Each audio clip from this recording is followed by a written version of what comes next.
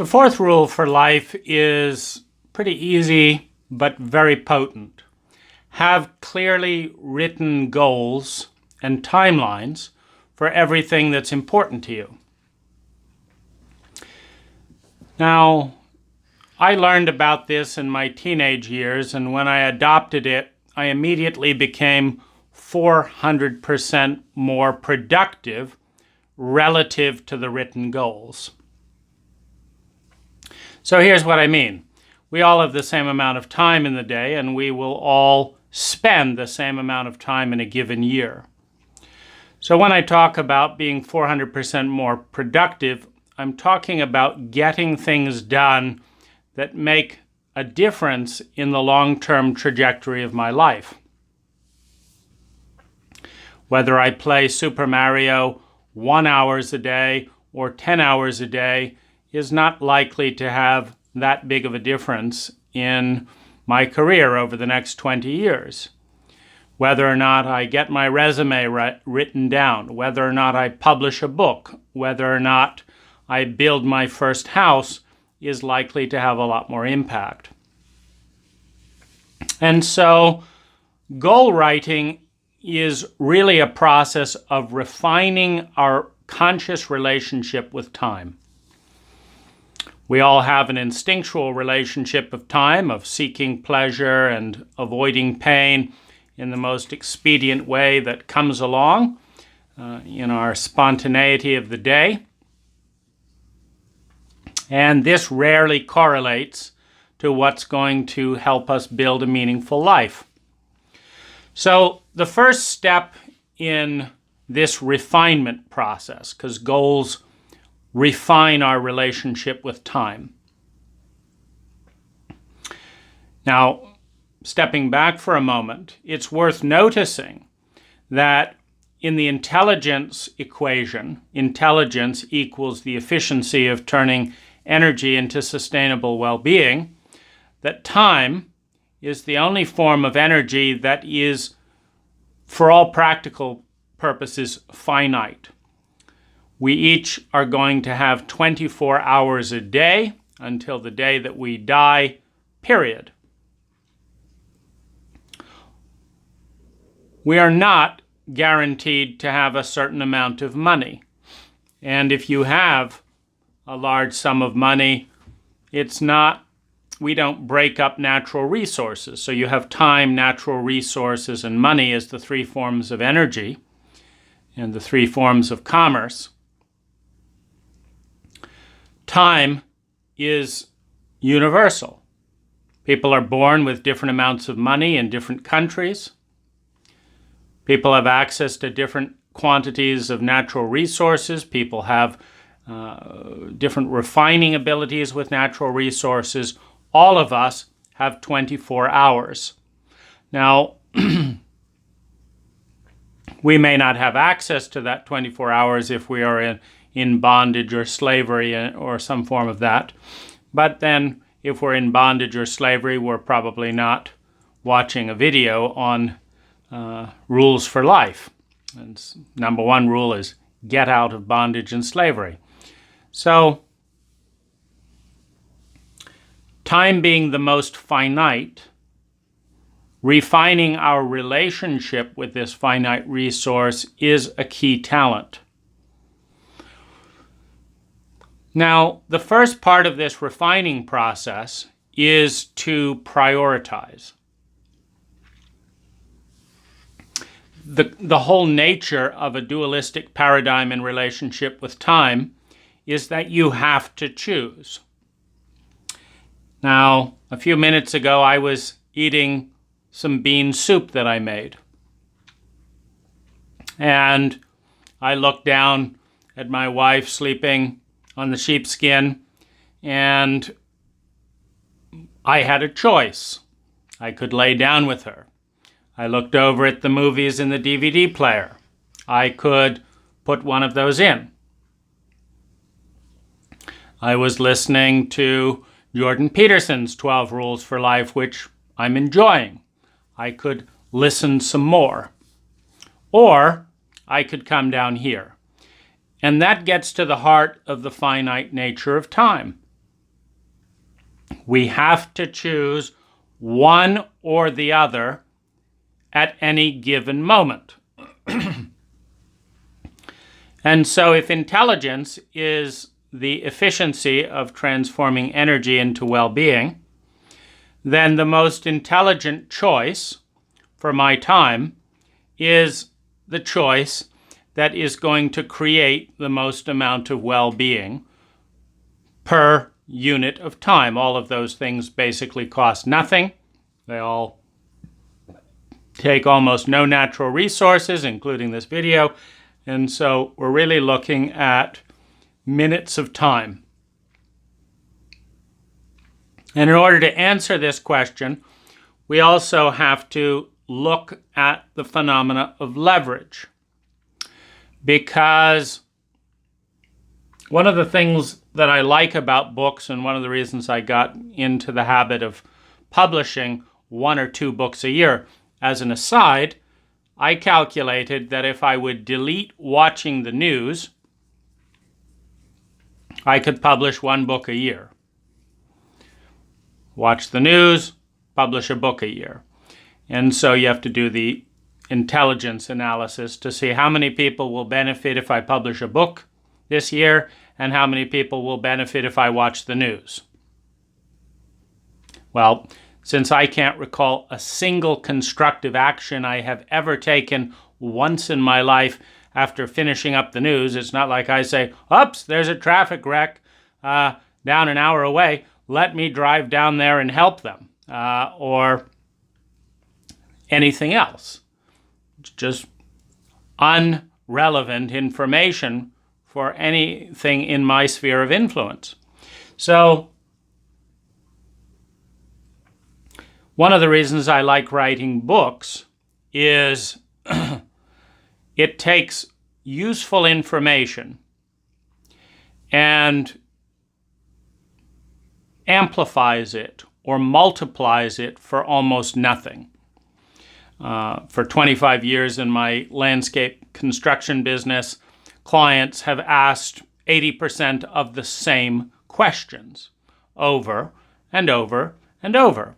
When I taught courses at College of Marin or other local community education classes, the questions or the topics were largely the same.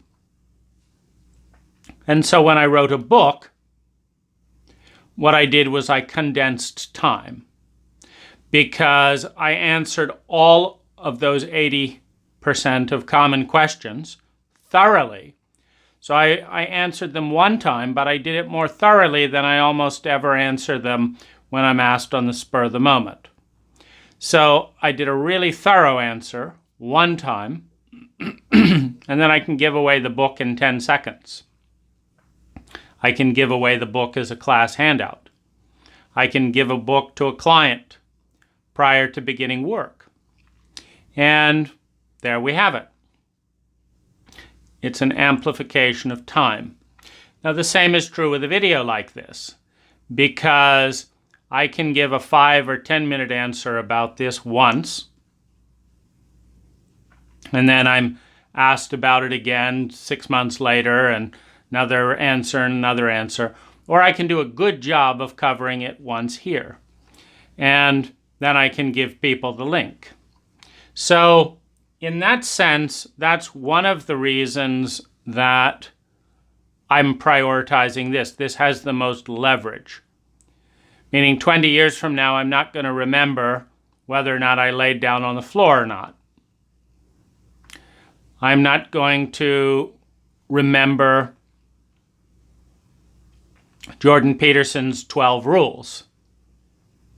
I mean, what's one of the things I learn if I consume 500 books is, a year or so later, a lot of that information is just passed through. It's one of the reasons it's important to teach. And I'm not even going to remember what I said in this video. But I don't have to, because the video will be there, providing whatever degree of use that it is. So the nature of time is we've got to condense all of these probabilities down to one actuality. And that's a really important fulcrum, determining a great deal of where we end up.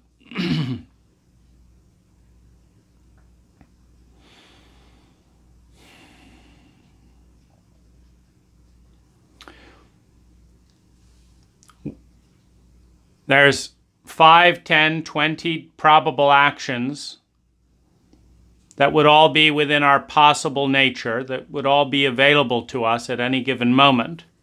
And we're going to pick one in this moment out of all those 20. And 5 or 10 minutes later, an hour later, we're going to pick another one. Another one.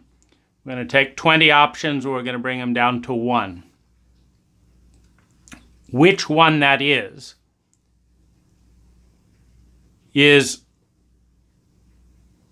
the key that opens up a whole different world, because our reality changes choice by choice, moment by moment, based on the algorithm, the pattern of taking those different probabilities and deciding which one is going to get our time.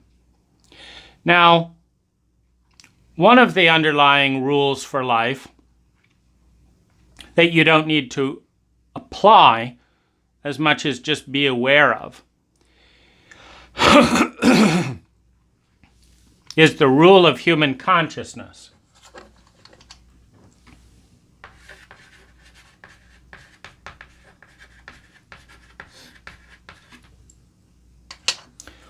And the rule of human consciousness basically says that the more aware you are of something, the better the outcome. So think of this in terms of how your day goes. If you have anticipated all the different things that are going on, if you have made plans and contingencies for all the things that are likely to come up, if you've thought of your day hour by hour or 20-minute increment by 20-minute increment rather than just some stuff will happen today, the day goes better. In other words, the more consciousness we flood into a moment, the better the moment relative to our values. So, as part of our refining process, we're practicing.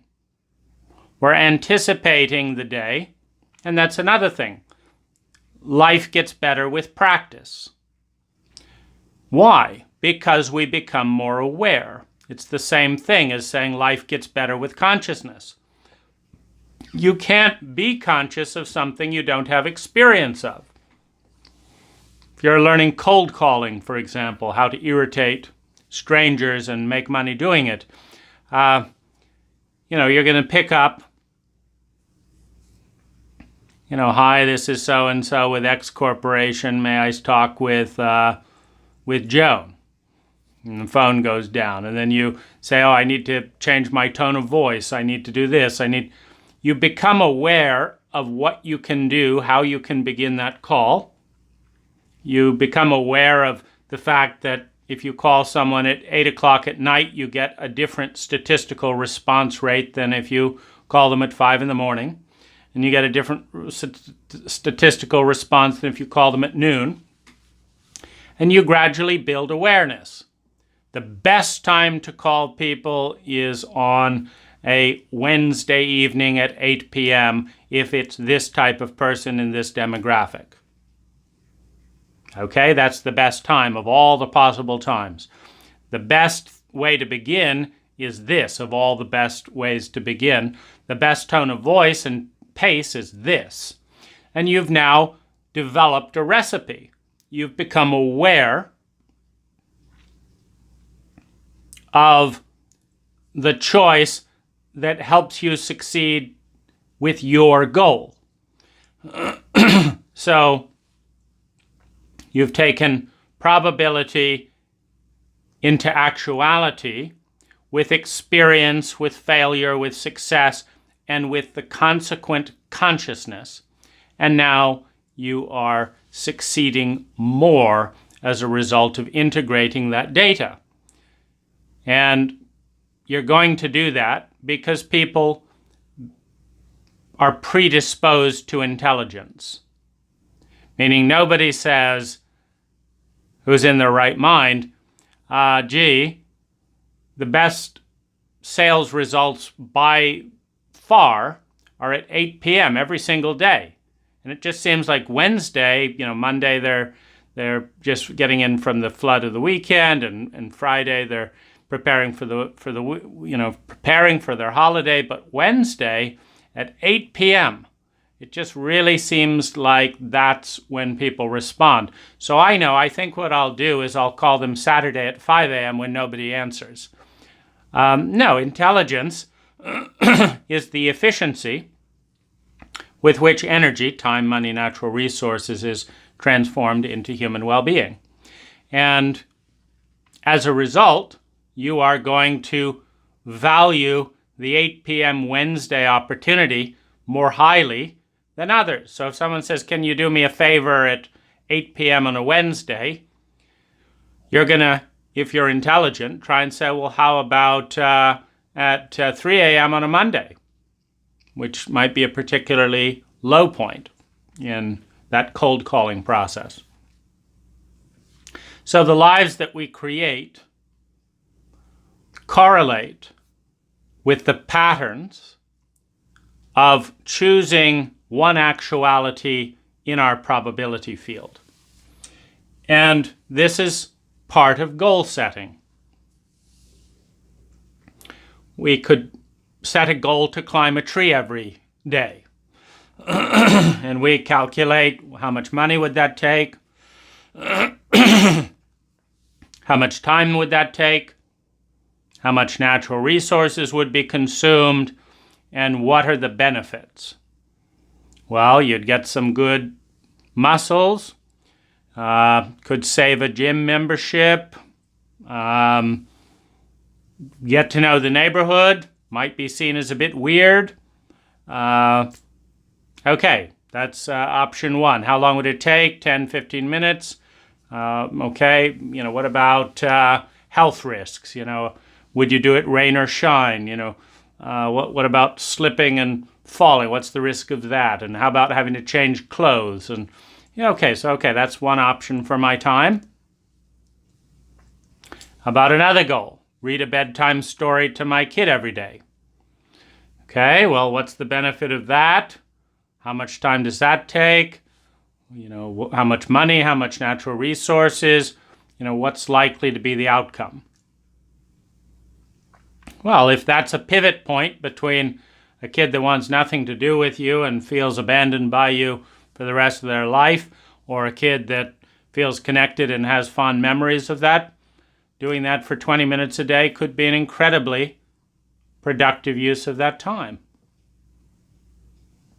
And so what goals are doing is they're making this choosing process a lot more conscious. And if you set the goals with a cost-benefit analysis, like I'm kind of demonstrating here, then you're not only looking at all options and picking one, which is one step of consciousness, you're actually doing a cost-benefit analysis, which is a whole nother level of consciousness around each of the things that you're picking. And if you look at quadrants in your life, you have a whole nother level of consciousness. If you say, for example, that the most painful aspect of my life is that I'm not healthy, and my life would be about 3 times happier if I wasn't in constant pain here, then spending an hour a day to create a 3 times happier life by doing a health-related goal that might make a difference is obviously going to be more intelligent than spending an hour a day in miserable pain with absolutely no hope of ever ending that pain, because playing a video game doesn't end arthritis, but doing this or this or this might do the job. And so when you do the cost-benefit analysis and you look at wide, you zoom out, you think of things like relationship goals, economic goals. One of the things you have to be aware of is there's a natural hierarchy.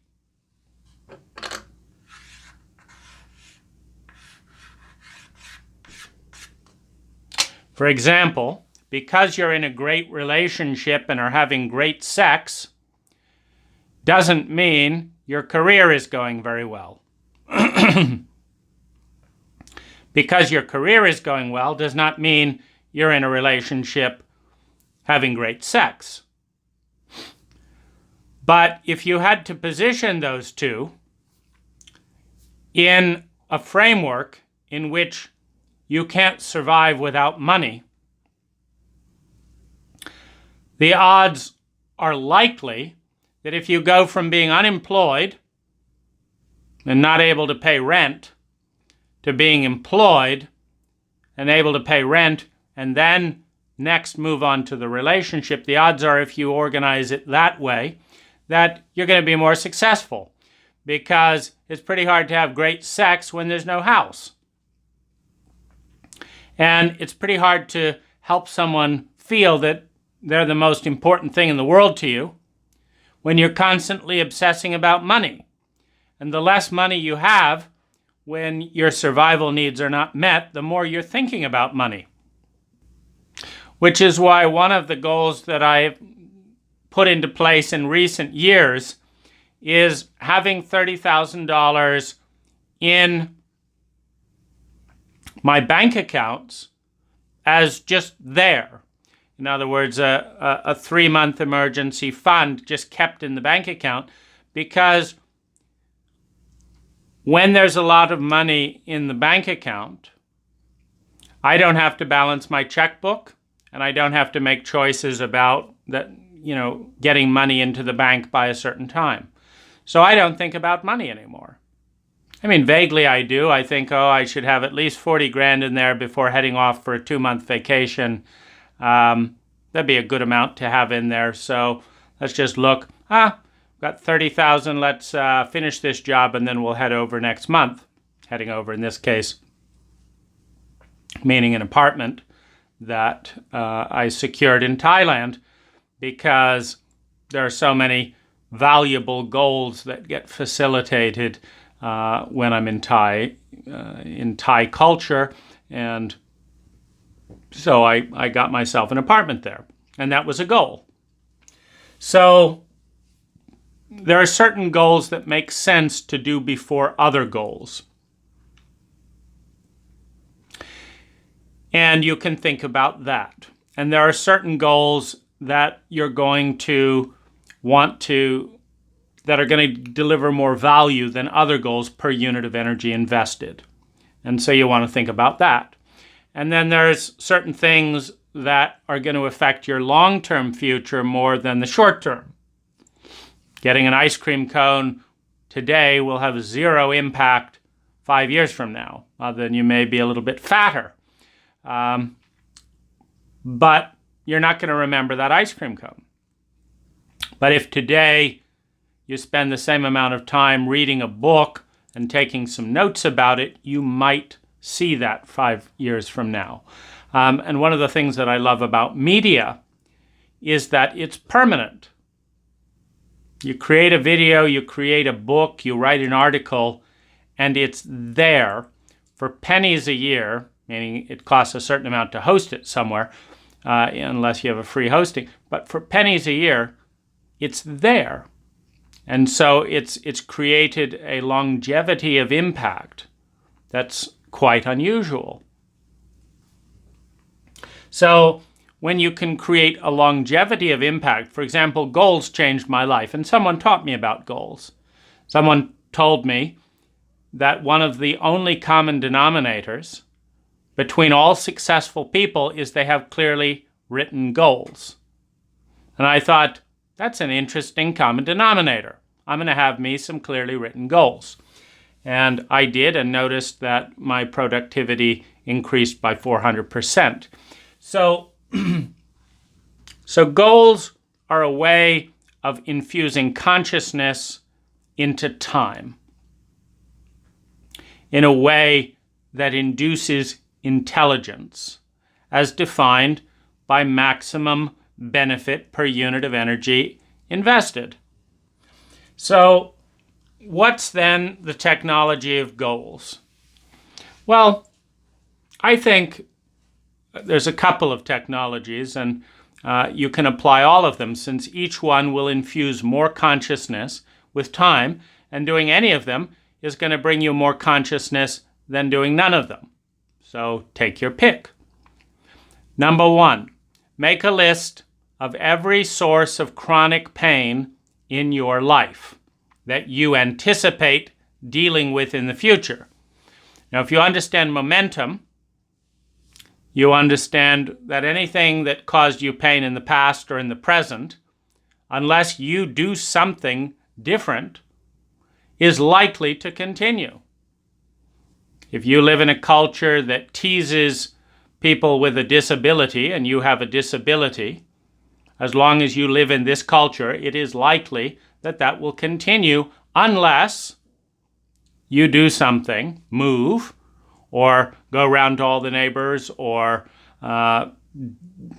create a diversion. You know, there's a whole range of ways to respond to something like that. But it's likely that what has gone on and is going on will continue until a force equal or greater intervenes in that process and creates a shift. That's just common sense. That's the law of momentum. So if you make a list of all of your pain sources and then rank them 1 to 10 how painful it is, and 1 to 10 how frequent they are, then you've now got a sense of, obviously, the one to tackle with the most value is, if something is incredibly painful and happens all the time, your entire life changes by eliminating that source of pain. Now, all of your options are, of course, open in response to that. Move house, move neighborhood, buy a new car, change jobs, amputate the leg, whatever it is. I mean, you've got a range of options. And so you want to make a list of everything that's causing you pain. You also want to make a list of everything that's most important to you, which ties into when you don't do it, it's causing you pain. Now, the reason to focus on pain first is the brain's prioritization of pain over pleasure. And I talked about this earlier, where one critical remark is likely to nag at you all day while you ignore 5 positive remarks. 5 people walk by and smile at you. 1 person stares at you. Ugh. They just do that for 1 second. You don't even know them. And you're going to talk about it. Did you see that guy up the street? He glared at me. What was he thinking? And then you're going to call this other person and tell. And you're going to spend 1,000% more energy on that 1 second of negative stuff than you're going to spend in, you're not going to call anyone. Someone just smiled at me. Someone was although their smile was so sweet, it was beautiful. Or why are you calling me? Well, as I told you, they were smiling at me. Well, that's not important. You mean, if I call up and someone really glared at me, that's important? Yeah, that's important. And so the brain prioritizes pain, negativity, amplifies it as a survival coping mechanism. We didn't survive to this point by downplaying threats and enjoying the sunshine. We survived to this point by looking out for snakes, looking out for a variety of other things, and exaggerating what could go wrong with that. And now that we're living in suburban culture without any snakes and stuff, now the glare from the stranger is the new snake. What could that mean? Will he come by and glare at us again at 8 p.m.? Unlikely. So we're applying a snake algorithm to the threat of the day, which is not entirely intelligent. But for this reason, if you reduce pain points and pain triggers, you're going to create much more well-being than if you add positives. So to say it another way, if given your habit of exaggerating the negative, calling all your friends to talk about someone glaring or texting or whatever about that, and ignoring the smiles, if you produce 5 more people on your street that smile on you, or reduce 1 person on your street that glares at you, if you reduce the 1 person who glares, you're more likely to experience more well-being than if you add 5 more people who smile. That's a 5-to-1 ratio that's built into the brain. So given that it's there, if you want to be efficient about reducing unnecessary suffering, get rid of the pain first. Now, when I say get rid of the pain, I'm not talking about the pain of jogging. Yes, you will complain about that 5 times more than you will about the pleasure of all the health benefits that that's going to bring to you. But I'm talking about unnecessary pain, unvaluable pain. The person that's glaring at you. You're not any more fit after being glared at. You've got someone that calls up and gossips and makes you feel small every day. Doesn't do any good for you. But so you want to get rid of the unnecessary suffering around weight, around any kind of thing that's causing chronic suffering. So you deal with that list. Do it first. Now, the next thing you want to look at is stuff that is low value in your life and is taking up the most time. So, for example, let's say you enjoy video games and, you really get a lot out of it for the first hour. And then you just kind of zone out, and whether it's an hour or 10 hours, it's not bringing enjoyment, it's not bringing more value, and it's taking up a lot of time. So you make a list of all the things that take the most time in your life and the value you get from each one. Now, here'd be a good way to approach it. Let's say you drive to work every day and you take an hour and a half route, and you're the only one in the car. And so you're spending X amount on gas, and you're not getting any value out of it. Let's say you listen to a talk show host and you arrive at work angry because that's one of the ways that talk show hosts hook you on adrenaline. What they're really providing is an adrenaline addiction. So their job is to present relatively irrelevant information. Irrelevant because you're not going to do anything about it. You're just going to get mad. So it's not relevant. It's not like you're going to call up and do something different at the end of the day because of that information. It's not very relevant. And the best way to hook you is to say aggravating things, because that produces aliveness through adrenaline. So you arrive mad. And that's all you get from that drive. And it's X amount in gas in the air, and X amount in gasoline cost, and X amount of anger, and an hour and a half of your life every single day. Well, if you could spend 10 hours to get someone else who lived nearby to pick you up, and you'd pay the gas, which means their gas trip is free. So you pay all the gas. So your costs are the same as before, but of course your car has less wear and tear. And you say, look, I want to make my time really useful. And so I'm going to I'm going to be in the back seat laying down. I'm going to listen to a book on tape or a meditation or something. But I will pay your gas. And you arrive at work refreshed, and you learn useful things about your job on Audible or some other book, or you watch, YouTube or in a useful topic. So you've just taken a block of time and you've turned it from something that's useless into something that's useful. And believe me, if you listen to Audible on a useful topic 2 hours a day, you can see an easy 18-20% growth if you apply that information. So let's say you do that and you email and do this and that and the other, and you arrive ahead of schedule an extra hour and a half a day. Your money stays the same. Your anger at traffic disappears because you're not paying attention to it. You're paying attention to your goals. And so you've freed up time. And what we're looking at is things that you can delete or transform. So if you do that, you spend 10 hours calling everyone and seeing if that can be arranged, and putting out ads on Craigslist and testing this and contacting Uber drivers. Do you have anyone else who goes on this route regularly? Could we share it? You do all that. And you spend 10, 20 hours to find a reliable resource that takes you to work.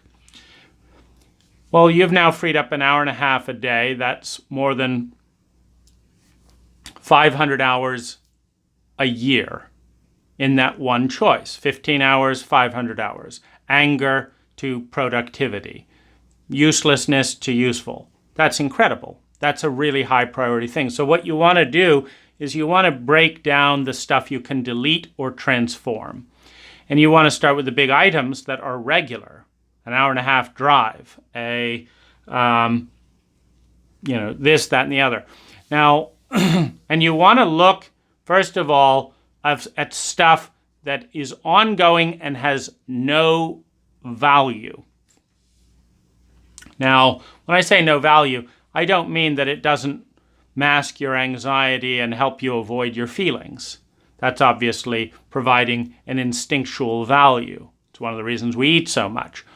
When I say no value, I'm meaning you look at all the things you want to do in your life and the person you want to be, and that's not taking you in that direction. And so this is a point for intention, for consciousness, for discipline.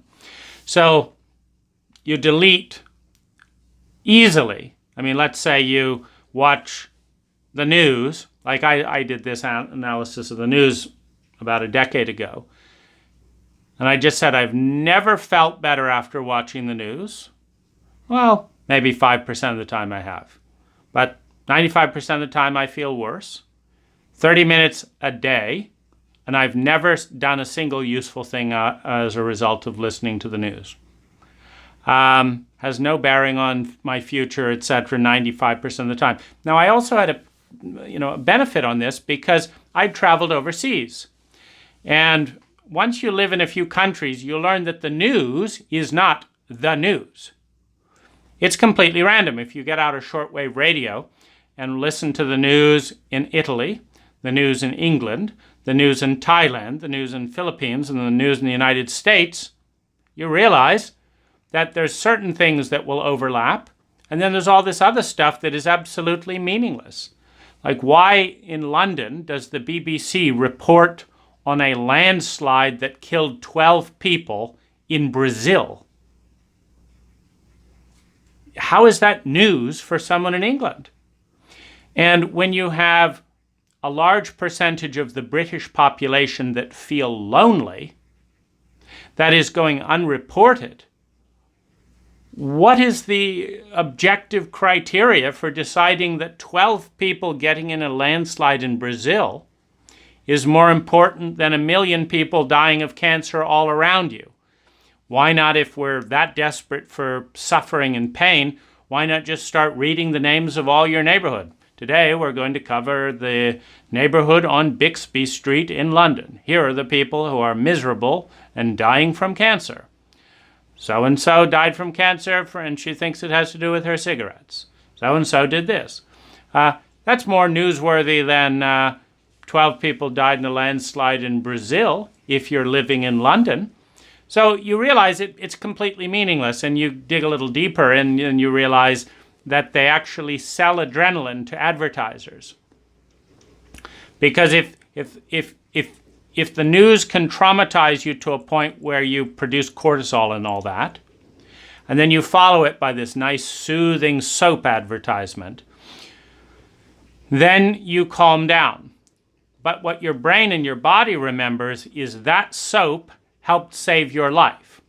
And advertisers know this, and so they will pay more money to do advertisements after the news or after a particularly violent and suspense-filled moment. And that's one of the reasons why they build the suspense up in soap operas before they go to commercial, both to hold your attention through the stuff you don't want to watch, but also build your adrenaline up so that you'll experience a rush of relief as you go from the three shooters running down the street about to kill the character you're imagining is you, over to, there's this gorgeous, sexy lady sitting on a Porsche, which, of course, the Porsche advertisements, they never happen in real life. Every single car advertisement is of a car driving on an empty road without any traffic. And you think, wouldn't that be nice? And what you're really thinking is, wouldn't it be nice to be on a road without any traffic? And whether you buy a Lamborghini, a Porsche, or a Prius, you're going to deal with the same crappy traffic as everyone else deals with. And it doesn't matter. But of course, to try and trick you into buying it, the whole focus will on the open road. Well, they can't give you the open road. And that's really what you want. But they can sell you on the idea subliminally that if you spend $150,000, you won't be stuck in the same boring traffic as everyone else. You'll be on the open road. And so you have this, a lot of why the news focuses on, if it bleeds, it leads, that's what sells papers, that's what sells advertisers, and the news is not in the business of giving you useful information. The news is in the business of staying in business by selling advertising at your expense. So you understand that? You can get an abusive relationship like that out of your life. What can you do with an extra 30 minutes a year? Or 30 minutes a day a year? That's more than 150 hours that you can do something useful with. So you're refining your relationship with time on multiple levels. So you go through this wave. Get rid of all the garbage. Get it out. Don't need to do that. Get it out. So you consciously delete things. And then your habit is going to remind you of that, and then you're going to consciously say, no, I've gotten rid of that thing. Let me turn to my goals. Now, the reason you get rid of stuff first is that you get rid of pain first so you can concentrate. You'll be in reactivity as long as you're in pain. You get rid of the pain, you can think. You get rid of the garbage, and now you have time. And then you're going to have, and you want to create at least 2 hours a day that you can be moving towards the life you want to live. You're going to have to get rid of some stuff if you don't have 2 hours a day. So you want to have 2 hours a day to really move towards things. And then what you want to look is you want to analyze, if I had this or I had this, what would it open up for me that would be valuable? And I remember back to a point when I first started my business, I made $10 an hour. I was a 17-year-old. I thought it made more sense to be paid a little bit amount of money to learn than to have to pay money and go into debt and not even get hands-on experience. So I thought, let's be paid to learn and start low, and clients will appreciate that. And then when I'm good, I can raise my rates. So I was, making $10 an hour and doing things and learning things. And so I'm thinking about useful things. And over time, I went from, $10 an hour to making $200 an hour. Now, most people are not going to pay you $200 an hour or $300 or $400 an hour on an hourly basis. But if you provide a guaranteed value, many people are very comfortable with that.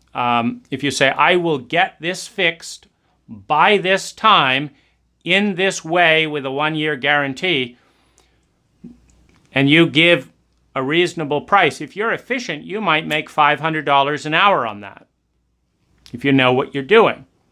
And nobody's going to bat an eyebrow.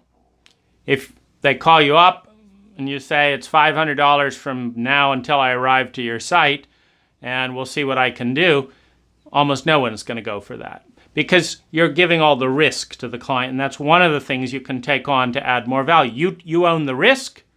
People will pay you more to own the risk. You're your own insurance company, because every so often things go wrong. And so in this dynamic with goals and with time,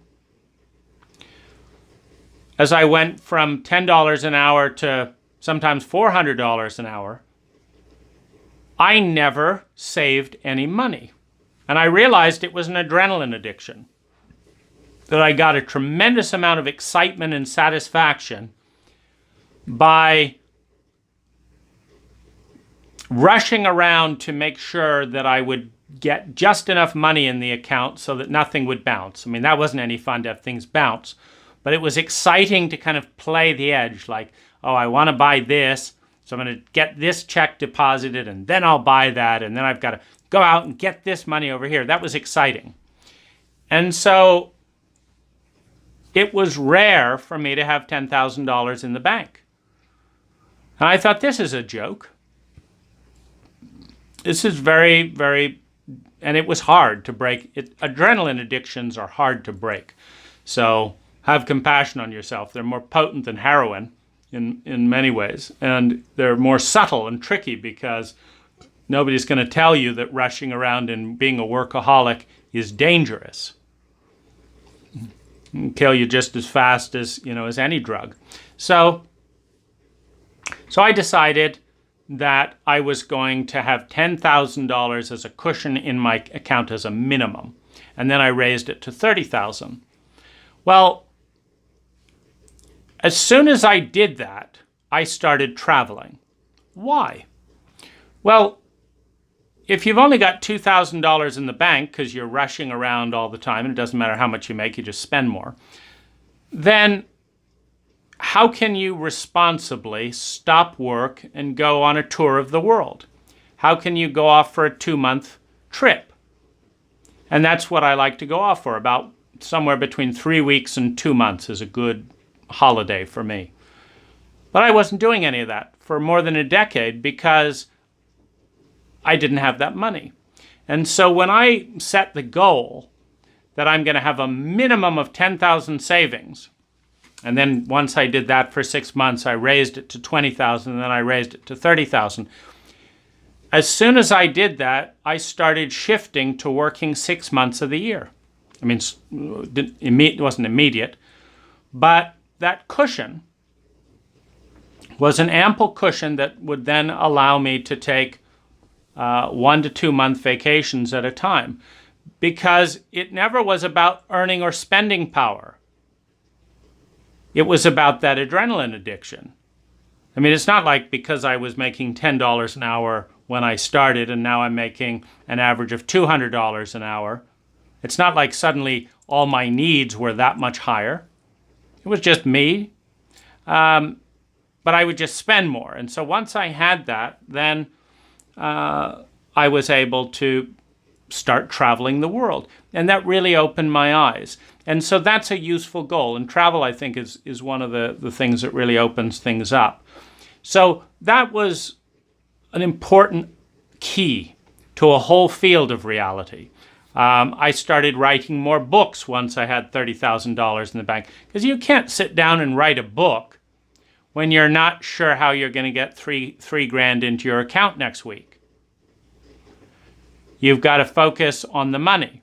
But if you'll just set $10,000, $20,000, $30,000 aside, now money is not the concern. It's what would be most productive and long-term impact in my time. And that's when you sit down and write books. That's when you go traveling. And so there was it opened up a lot to achieve that goal. Now, I had to go through adrenaline withdrawal. It felt like hell. I wanted to spend that money because I'm an addict. I wanted to spend it. And I said no.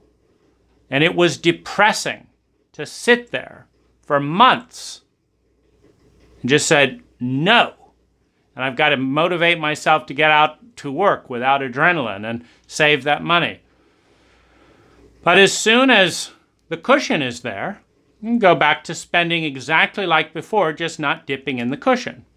So you get the best of both worlds. You got the safety, and you can get your little adrenaline addiction. And so that's, a goal that opens up a reality is more valuable than a goal that just makes a neighbor happy for a week. And so you want to prioritize.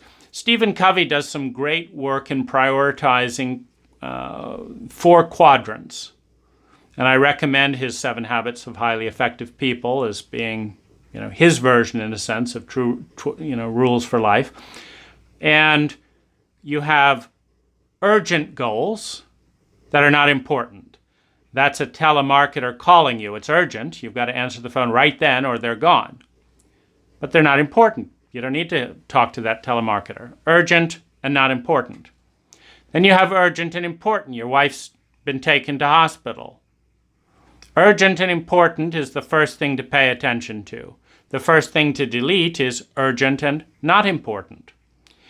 Then you have urgent, so you have urgent and not important, and you have urgent and important. You have importance that is not urgent. And you have not important and not urgent. The important but not urgent are the areas that if you delete the urgent and not important and put that time to the important but not urgent, that's the biggest transformation of a life. And so that's a useful pivot point. Delete anything, and that's why I don't do texts. Texts are urgent. You get a little ding. There's a text. I need to reply to that text. You look at it, and it's already taken your attention away. And you say, well, how important is it to know that so-and-so sports game just won? How important is it to know that so-and-so just took a selfie? How important is that? It's not important. But your phone will try and convince you that this is the most urgent thing because you heard it ding, ding, ding. Now, by being off of Facebook, off of Twitter, and not texting, and in fact, I keep my cell phone in airplane mode most of the time, it takes away the not important but urgent stuff. And then, what do you want to be doing? The best way to make sure that you're using that opportunity well is to focus on the most important things in every day. And if you are doing the most important things that you can do in every day, it doesn't matter what the texts are about or what this or that is all about. You're going to be doing something more important. Now, if you're just lounging around, then it's quite possible you're missing the odd important thing in there. But if you're always doing what's most important based on your long-term goals, your values, etc., you can comfortably afford to ignore a great deal, knowing that you'll be happier dying, having gotten what you did get done, rather than doing that other stuff. So that's we're 3 levels deep into making time more conscious. So let's look at another list. A bucket list of things that you think would be useful to do before dying. And if you make a list of everything you want to do before you die, and how valuable it would be to do it, 1 to 10, and how costly it would be to do it, 1 to 10. Now, here's what I mean. I had dived through a tropical waterfall. I thought that would be a fun thing to do before I died. Dive through a tropical waterfall. So what I meant by that was be in a tropical country where the waterfalls were warm enough that I could go swimming in a river and dive through a waterfall. Well, that would have been about a $2,000 goal if I did it on its own. But I also had a goal of visiting Asia. I thought that was a good thing to do before I died, and thank goodness I did. It's changed my life. So while I was in Philippines, which was my first Asian destination, I made a point of, when I was in Bohol, there were a couple of lovely native streams, etc., and it was a ton of fun. And that just added a couple $100 to get that off my bucket list.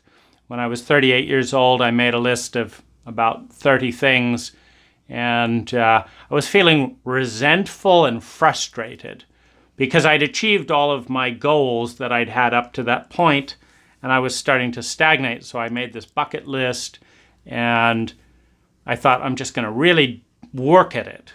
And of course, whenever you work at something, you get better, your attitude improves, it's great. But it doesn't make sense to do something unimportant and notice that on your whole bucket list, that's the most expensive item, that's the most time-consuming item, and it's not terribly valuable. Well, if you're going to do that item on your bucket list, do it last. Do the things that would really make a difference. So here's another source for goals. And one of the reasons this is coming second to Maslow's hierarchy of needs is you want to correlate goals to what's your next point in your hierarchy of needs. If you already have friends and your survival is secure, then how the goal should be about how can I become the kind of person that I would like and be honored to be my own best friend. I think that's a great standard. Would I be my own best friend? Am I my best friend? Am I treating my body the way I would like a best friend to treat my body? Well, why should someone else take better care of your body than you? If you went to your neighbors or your babysitters and you would be furious if they treated your baby that way, and you notice you're treating your own body that way, but it doesn't bother you at all. What you're saying is that the baby is much more valuable than you are. That's difficult math. It's not quite as integrated as, we're each equally important. But you're also saying that the neighbor who you can't control, you should be angry at and try and get them to change. But you, who could take better care of your own body, you're not going to bother. That's also, it's a weak position relative to I'm going to get myself treating myself well, and then I'm going to treat others around me well, and then I'm going to move on from there. That's a healthier position. It works better. So you've got your bucket list. You've got your quadrants. Make a list and start giving a code to your goals. This is an urgent, unimportant goal. This is a not urgent, but very important goal. This is an urgent and important goal. And just clarify that you're bringing in a new level of consciousness. And remember that overarching principle: the more consciousness you bring into your goals, the more consciousness you bring into your reality, period. In this case, we're flooding time with consciousness. The more consciousness you bring into your reality, the better the reality will be. This is also then dovetails with transparency. So if you can include everyone else in your ambition, particularly if you've made sure that you're dealing with people who like you and who you like and who want the best for you, then, and that's a nice learning from Jordan Peterson, then that's, then the more people who know what you're trying to do and what you're trying not to do, the better. And this, by the way, is maddening when you're trying to date someone, because one of the things you'll notice if you date a lot of people and bother to get to know them is that both you and they will tend to recreate patterns. And you won't know why, because they're unconscious patterns, which goes back to the main point, which is the more consciousness you bring into the reality, the better the reality will go. An unconscious pattern is not going to change as easily as a conscious pattern because it doesn't have as much consciousness. And so if you ask a date partner, what are the 3 things that you most hated in your last relationship, they'll probably be able to tell you. They may not want to tell you. They may be embarrassed or whatever, but if they'll tell you, they'll probably be, then you can say, okay, well, why don't we have an intention, this is a first date, of not doing that? Well, as soon as you decide that these are 3 rotten patterns, and we both want to collaborate not to do them, then you've got more consciousness. And it's really useful because one of the things that I find that I can do then with a date is say, well, it's interesting that you say you don't want to be around another controlling man. Correct? Yes. Okay. And so someone has to control your life, right? I mean, why do you get out of bed? I mean, there's some thought in there that's being mature and saying, time to get out of bed and do this, right? Okay. So you're not doing those things. You're not doing the dishes on your own. You're not getting out of bed on time on your own. You're not closing the garage door on your own. But bad things will happen if you don't get out of bed. The kitchen will fill up with dishes if you don't do them. People will steal the things out of the garage if you don't close them. So you're not parenting yourself. You're not telling yourself, come on, let's do this. You're not making lists and all that. So either bad things are going to happen, or you've got to be around a bossy person who's willing to remind you, because you're not reminding yourself. So I'm now in the position. You've said you don't want a bossy person, which is great. I don't want to be a bossy person. And you're not doing the things you need to do to be responsible. I want you to do those things. So do I get rid of you, or do I start becoming more bossy to fill in the gap of your competency in taking charge of your own life? Well, how much do I like you? Can we agree on this? And there's different options. When you flood in consciousness here, you can have a few options. I might say, look, I don't want to be your boss, but you're being a child, so I have to be your boss. Okay? That's not fun for me, and I'm certainly not going to put up with your flack of complaining that I'm bossy because you refuse to take responsibility for your own life. So here's the deal. You're either going to give me a foot massage or you're going to give me $5 every time I have to remind you to do one of your chores. And I'll be the boss, and I'll be an appreciated boss because you're not being a very good boss to yourself. Or we can end the relationship and you can go be irresponsible with someone else, and I'll find someone that does what they're supposed to be doing. Then I don't have to be bossy and our reality still goes up. Which do you want it to be? And you bring consciousness in it. And this helps to avoid that most miserable of situations in which someone, in this case, is irresponsible. You have to pick up the slack, and then they complain that you're picking up the slack and blame you for being bossy. So you're doing your work plus their work plus being complained about without them taking any responsibility or apologizing for the burden. Well, that's being punished for someone else's mistakes and inadequacies. That's miserable. And that's a good way to, confront a relationship and shift it. So having clearly written goals is bringing awareness, because you can have relationship goals. I want to have these patterns in my next relationship or in my current relationship. And if you're with good people, tell them all. These are the patterns I want in my relationship. These are the patterns I don't want in my relationship. These are my bucket list. Tell everyone. These are the things that are urgent and important. These are the things that are important. Why not create a web page where all this stuff is up there? And anyone can link to it. Put that down in, the bottom of your card and stuff. Why not create a web page? And share it with all your friends. Is that important? Yes, if you have good friends. Is it urgent? No. So it's in the important and urgent thing. Now, someone might read that and say, you know what? You have a bucket list of kayaking here.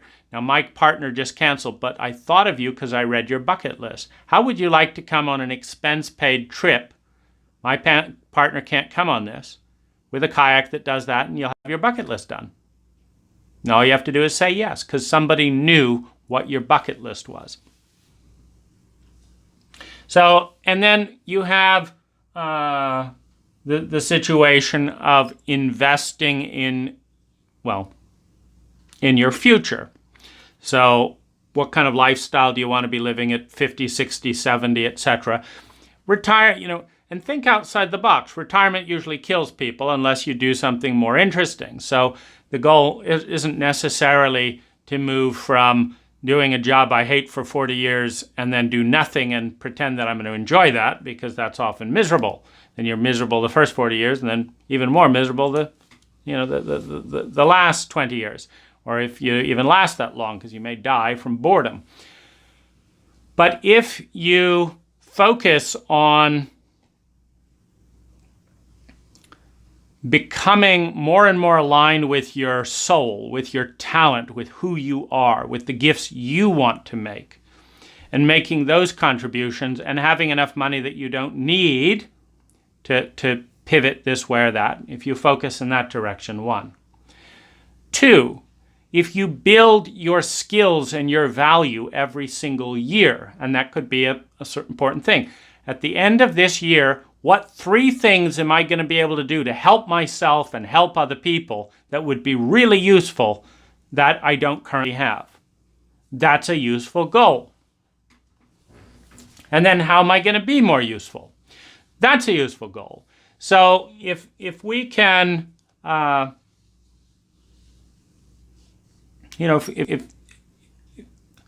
that's another metric. So we've got the bucket list, we've got the 4 quadrants.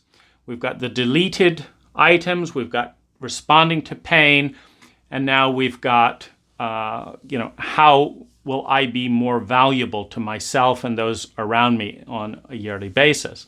And then we've got looking at where you are in your hierarchy of needs and what would be the goals that would take you to the next level, the goal that would help you develop more friends, the goals that would help you be more likable, the goals that would help you like yourself, the goals that would develop your talents. So that's that track. Now let's look at structure. So the structure that worked for me personally is the following. My goals for this year.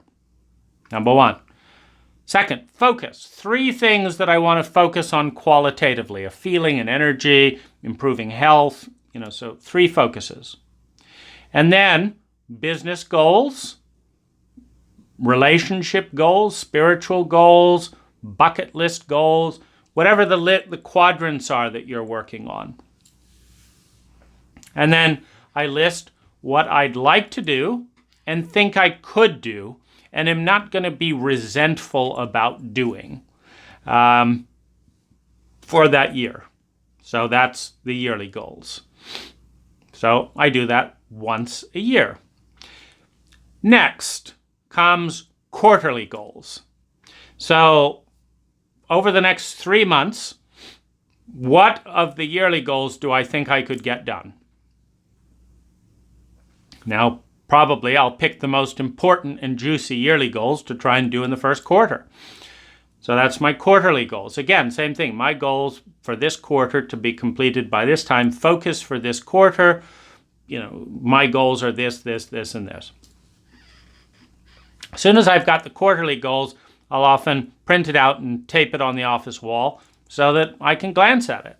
I'll keep a copy on the desktop so I can open it. Now I go into the monthly goals. Which of those quarterly goals could I do in this month? My goals for March 2019.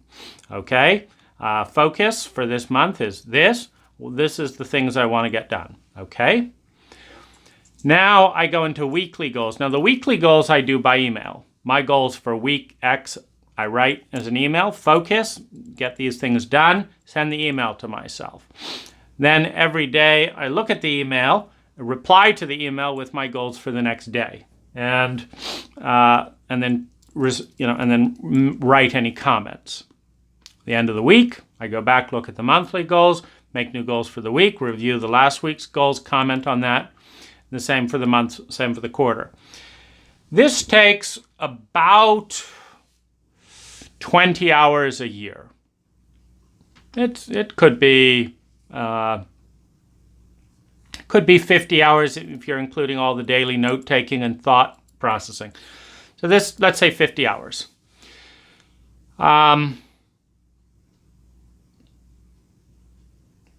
And every single day that I have daily goals in that context, it probably saves me an hour. So we're saving 360 hours in avoided mistakes, because these goals include things like remember to bring the wheelbarrow or the 3 bags of mortar, and so that saves time in getting, where's the wheelbarrow, and so you have a note, and so or there's make sure to send taxes to this, and then they're there, and then you're not rushing around at the last minute because it's going great, and the logistical bottleneck was avoided because you were thinking ahead. And that's another thing to think of in that not urgent but important is there's lots of things. For example, in my business, if I buy something online that's going to take 3 weeks to ship to me, but is half the cost of buying something locally last minute when I remember it, like, I have to buy that today. And, sometimes it's twice the cost. And so if I'll just say, in 3 weeks, I'm going to need this. Or a few times a year, I need this. It takes a month to ship. I need it at the last minute. So I'm always going to have one of those on hand at half price, shipped from this other place. Those, that's an example of something that you save double by thinking ahead. So that's the structure of the goals. And you can do this for a year, and you'll have the following benefits. First of all, you'll have a comparison. In my experience, 400% more gets done in that year than any other year without goals, number one. Number two, you'll have the structure so that if you do it for a year and then stop it for a year, you can go back to it pretty easily. You have confidence in the structure. Thirdly, there have been times where I'm running pretty unstructured. I have very few structured goals, and that's fine. And I don't need the structure, and I'm enjoying something else. But if I get into a terrain where I need to start prioritizing time, for example, if I'm writing a novel on a 3-month vacation, and I've just got wake up, decide what cafe to go to, and write the novel, I don't really need yearly, quarterly, weekly, and daily goals. But if I'm trying to write a novel and I've got to take care of a kid, and I've got to clean up something with the neighbors, and I've got to pay taxes, plus I'm managing a court case, plus, well then, you need to prioritize things more, and that structure is going to be useful. And so where it's at for me is I kind of go in and out of this focus of goals, and it's available anytime I need to be able to carry a very strong pressure or load, and it's disposable anytime I want to feel more of a flow and more of a freedom. And I've been completely structureless at times, and I've had not only all these goals down to every daily goals, but I've developed a very structured routine, and that would tie in with consciousness and time management as well. I became 50% more efficient when I had a very structured routine. And my routine would be I'd wake up, I'd note my dreams for 20 minutes. Then I'd get out of bed, do yoga for 20 minutes. Then I would make breakfast for 15 minutes. Then I would eat breakfast for 30 minutes. Then I would get on with goals for that day. Then at 12 o'clock I would make lunch. 12:30 I would eat lunch. At 1 o'clock I'd take a 20-minute nap. At 1:20 I would write poetry for 20 minutes. Then I would do meditation and reading. Then I'd go back to more goals. Then I'd go on for other goals. Then go on to dinner. Then go on to listening to something entertaining or reading of a more media nature. And then I would review the goals for the day.